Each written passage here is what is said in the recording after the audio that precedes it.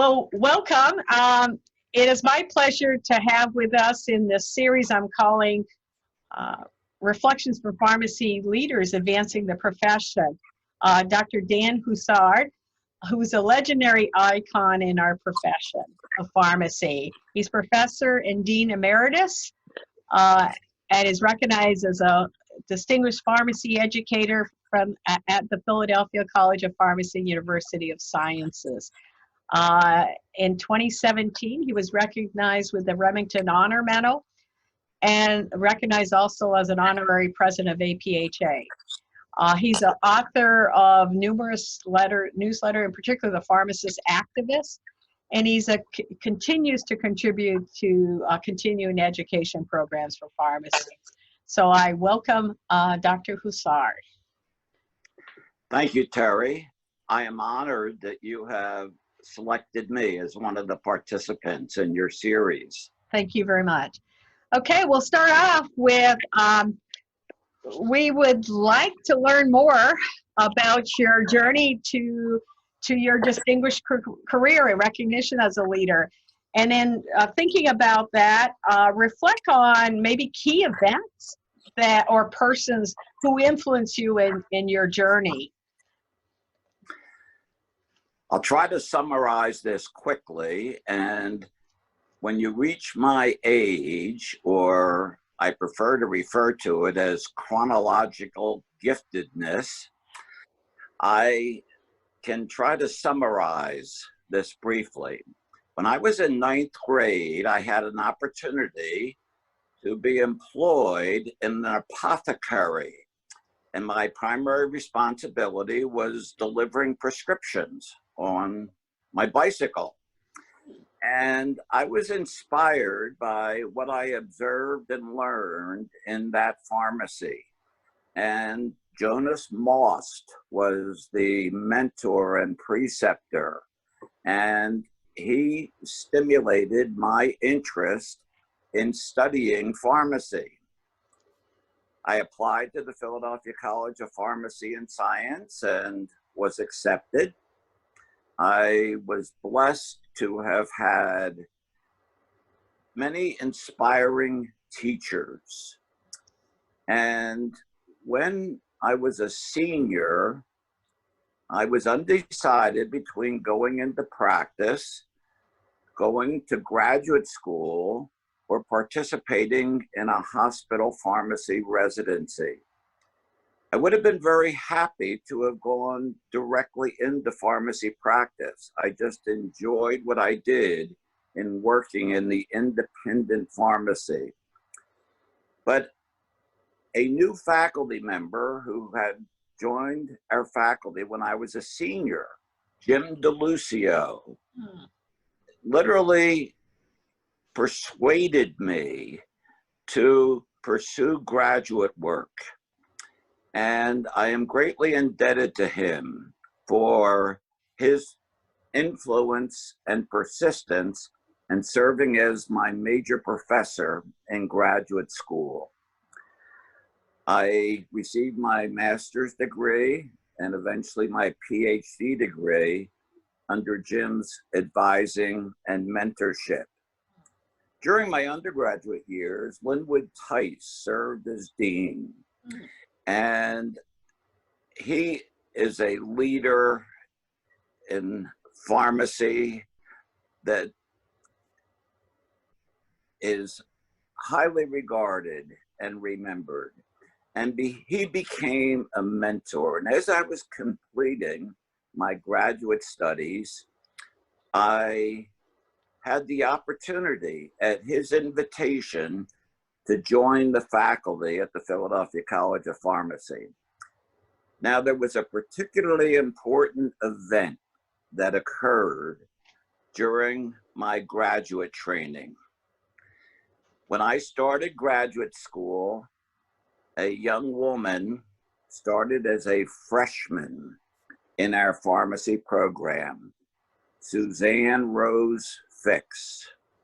We started dating, we're married, and have enjoyed 52 years of marriage, 3 sons, and now 11 grandchildren. When I completed my graduate studies, a position opened up on the faculty that was offered to me. And I started my full-time faculty responsibilities in 1966 and continued to teach in that faculty position until my retirement in 2018. I loved what I did. I loved the interaction with my students. I like to think that I placed the interest of my students first.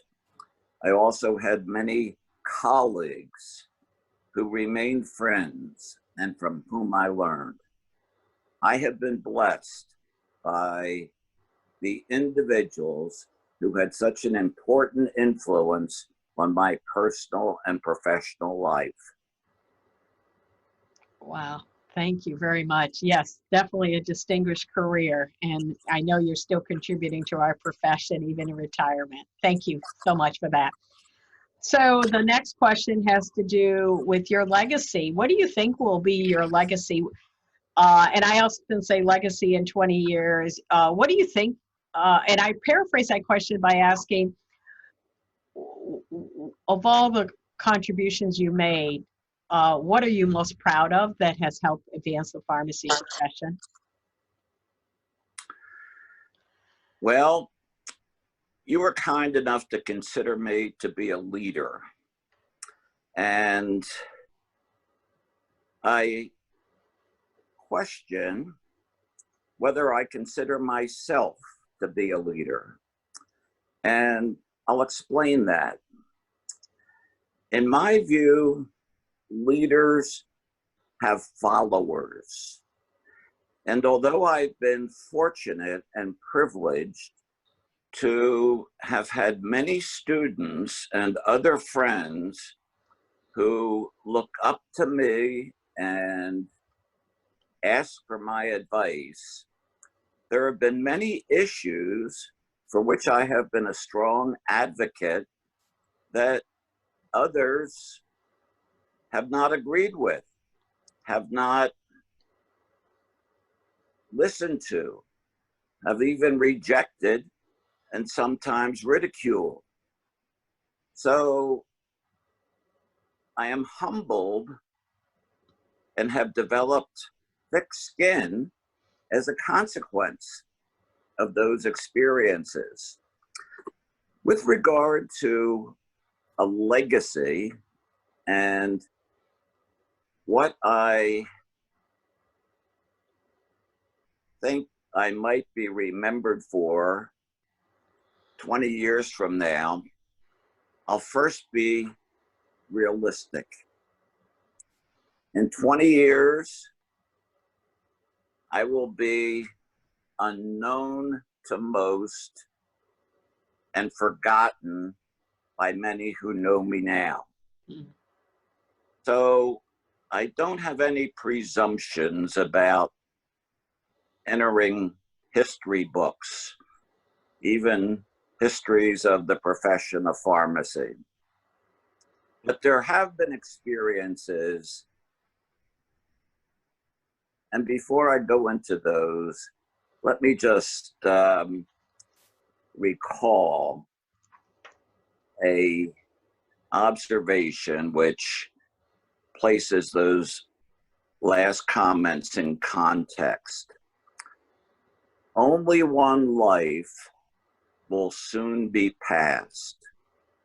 Only what's done for Christ will last. And with regard to my professional opportunities, for more than 50 years, I have written and spoken about new drugs.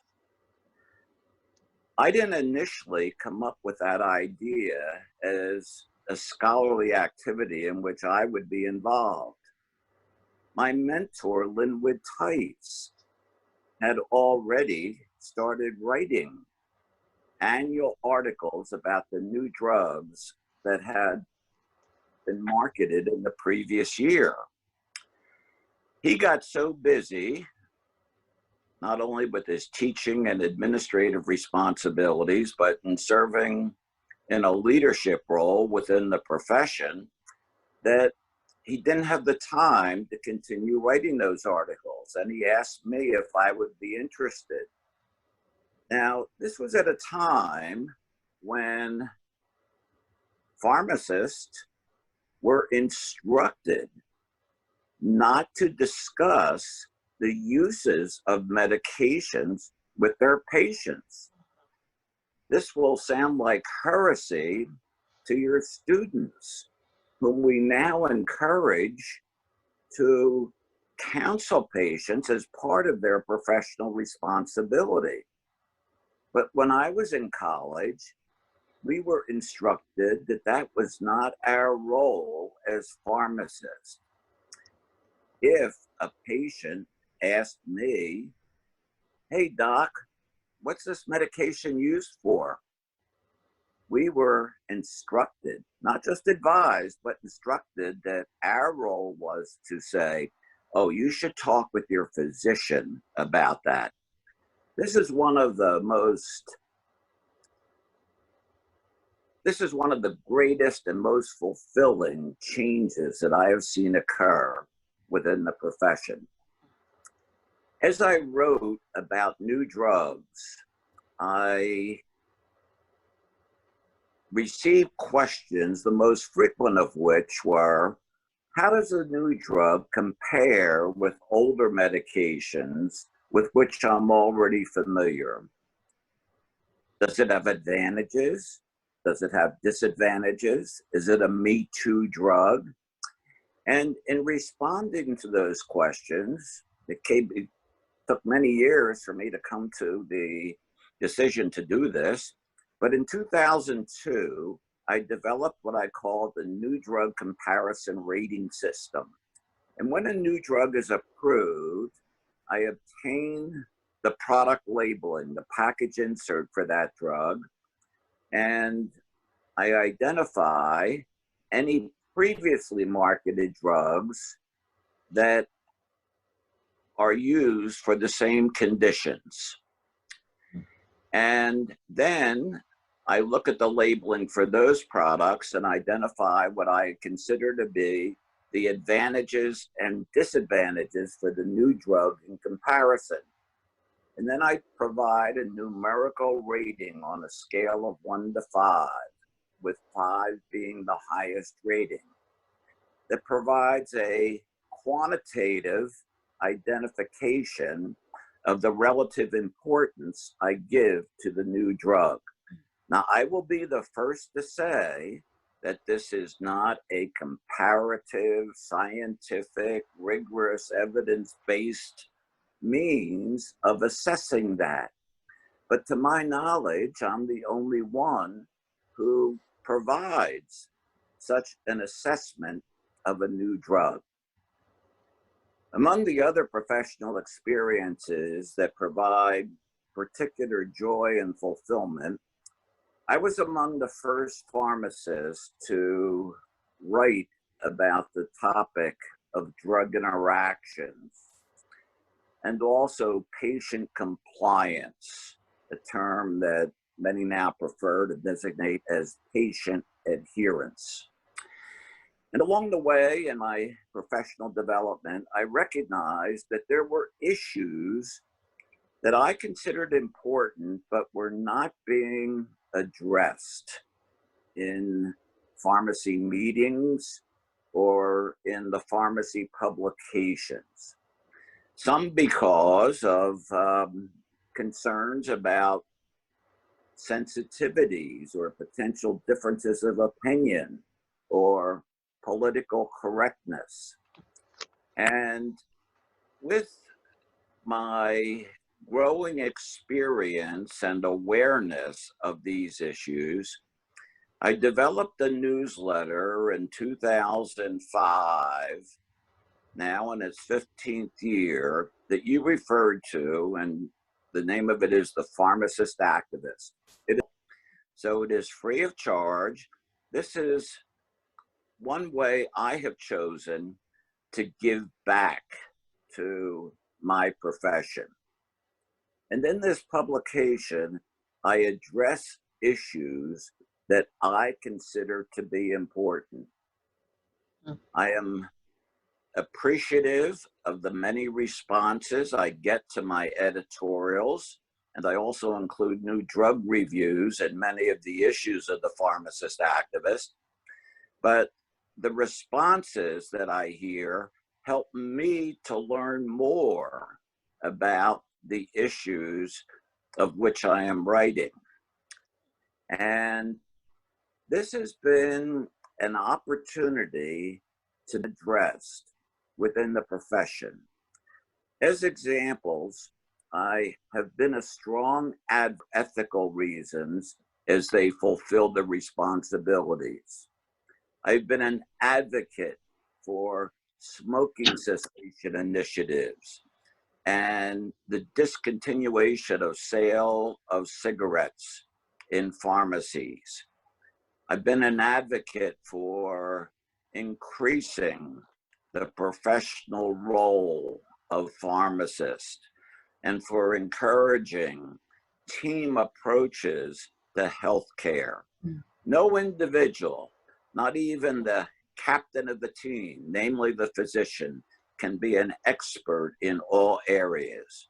It takes a team of individuals with different areas of expertise to provide patient care, health care, and drug therapy that will be appropriate, safe, and effective for patients.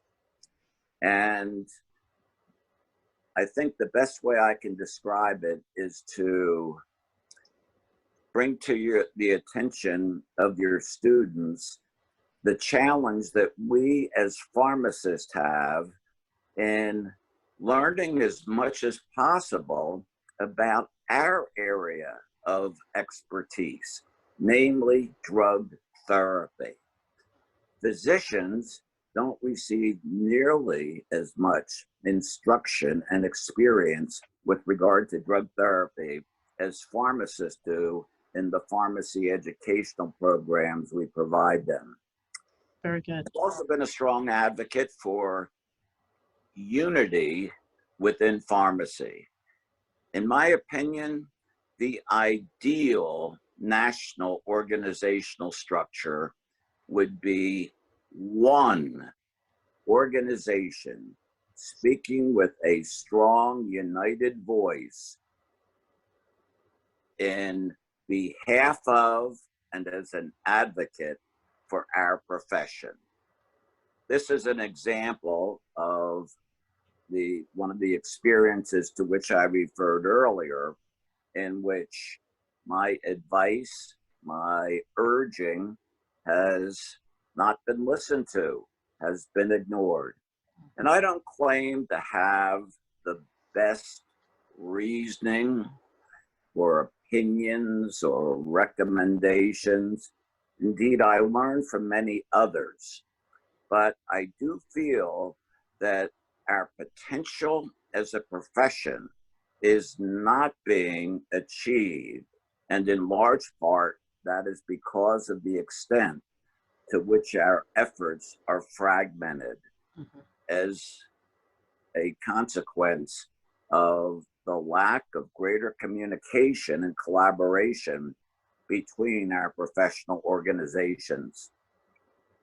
Very good. Very good. Thank you for those. And the next are words of advice. You've already alluded to some. Advice for students in their journey. What would you say to, well, you're talking to students, how would they develop as leaders? And often leaders, we talk about little L, the abilities to influence others in order to advance the profession. A few brief remarks in regards to that question.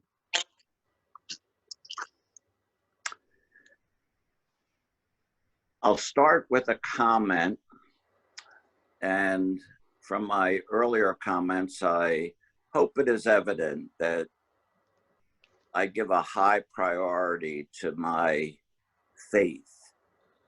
And in the Bible, in the book of Matthew, there is a statement that is made by Jesus. Love the Lord your God with all your heart and with all your soul and with all your mind.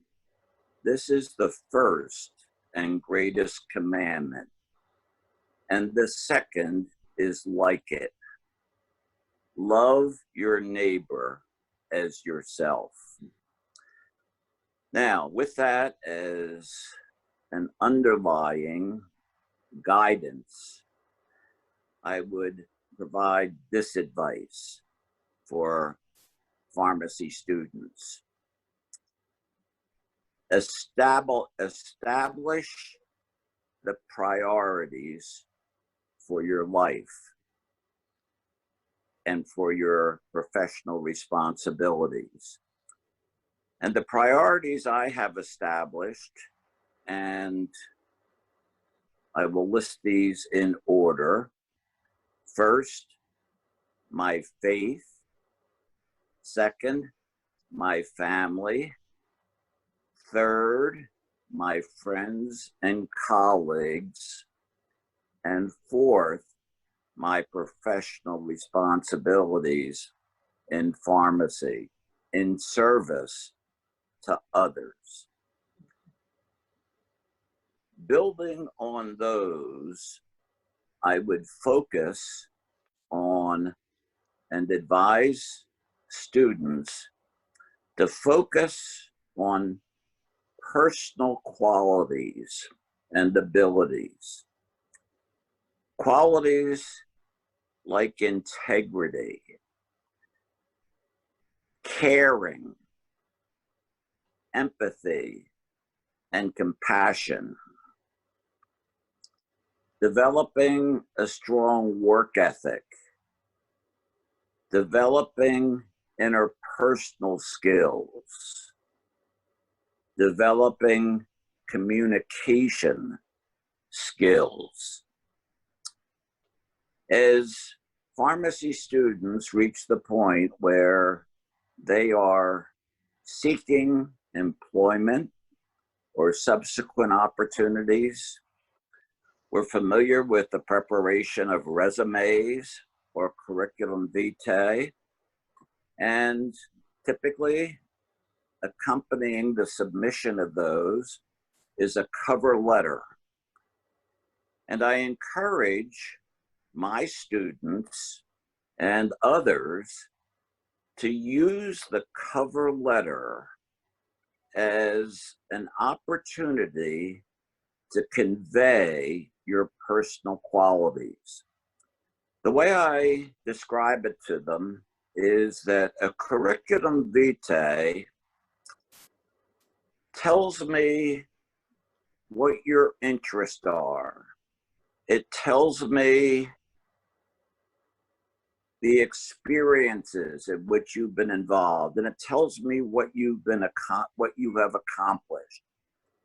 But a cover letter provides an opportunity to tell me who you are, what your priorities are, what your strengths are as an individual, and what you can contribute and bring to the opportunity for which you are being considered. I would follow that up by encouragement to be involved. I would suggest that any graduate who is motivated to pursue such opportunities could become an officer within a local pharmacy organization within 5 years and probably less following your graduation. If there is not a local pharmacy organization, should there be one? Could you be involved with colleagues in starting one? There needs also to be a commitment to lifelong learning. Friendships and collegial relationships should be established with others Not only those who are likely to agree with everything we think and with our opinions, but also those who challenge our thinking, who voice differences of opinions from which we can learn. There are opportunities to learn a lot. I would also encourage reading about current events. I try to balance my learning by reading, well, there are two daily publications that I read every day. The Wall Street Journal, which has more of a conservative coverage, and the Philadelphia Inquirer, which has a liberal coverage. And I want to remain aware of different perspectives on issues. We need also to give back to our profession. Our profession will provide you with a livelihood that will be fulfilling, that will allow you to live comfortably. There are much more important things than a salary. The working conditions are extremely important. As a faculty member, one of my guiding principles was, if I can't be passionate and enthusiastic about the subjects I teach, how can I expect my students to be interested in what I am teaching, let alone be enthusiastic about what I am teaching and learning even more than I have time to cover in a classroom? And as a final observation, be charitable. We have been blessed, and you will be blessed as you pursue your professional careers. And we have a responsibility to assist not only with our expertise and our counseling, but also of our resources for the benefit of others. And Terry, I would say that you are to be commended for the initiative that you have demonstrated in developing this series of discussions. I'm not aware of another faculty member or College of Pharmacy that has taken such an initiative, and I give you credit for being a leader in doing this. Thank you. Thanks for this opportunity to join you. Thank you, Ask. But I'd like to, how do you see this COVID-19 pandemic being an opportunity for our profession? I feel that our expertise and informed perspectives can be of great value.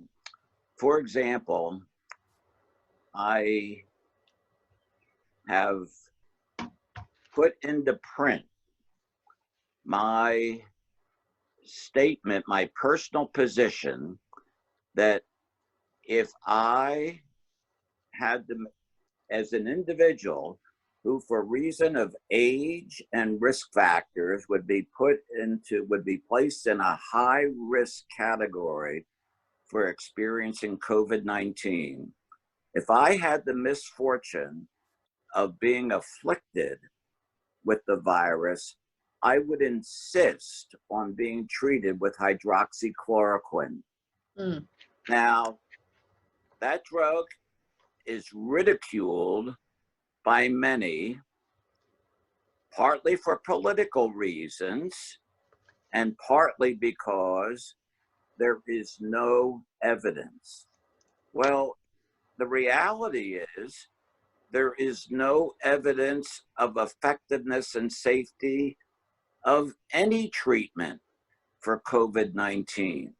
Now, things change on a daily basis, and remdesivir is now uh, available through an emergency use authorization. Right, compassionate. Technically not officially approved for COVID-19, but the results of a study suggest that it may be of benefit. But at least for the next few months, remdesivir will not be available in sufficient supplies. So do we conclude that we should not use unproven remedies when there are no proven remedies available? I have taught about hydroxychloroquine. I am familiar with its actions, its limitations, and the risks associated with its use. There are thousands of patients with lupus who have taken hydroxychloroquine on a daily basis for decades and have not experienced the adverse events that are so dangerous. I think another lesson I've tried to bring out first of all, let me say, I am an advocate for science, for education, for evidence-based information on which to base decisions and opinions. But I think some are obsessed with the need for evidence.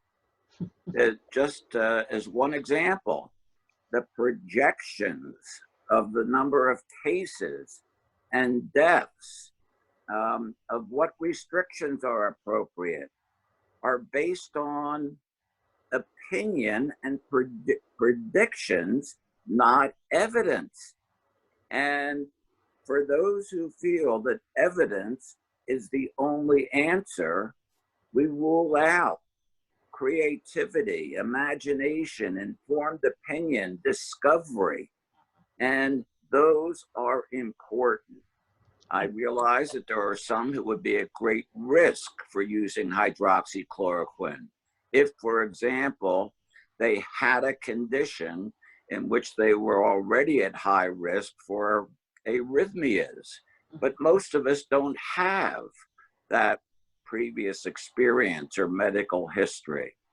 And if the alternative is death from COVID-19, or perhaps even death from an unproven treatment for which we don't yet have evidence, what's the difference? The outcome is still the same. Right.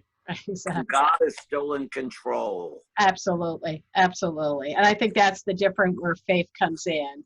The people who are extremely fearful and the hysteria that exists today.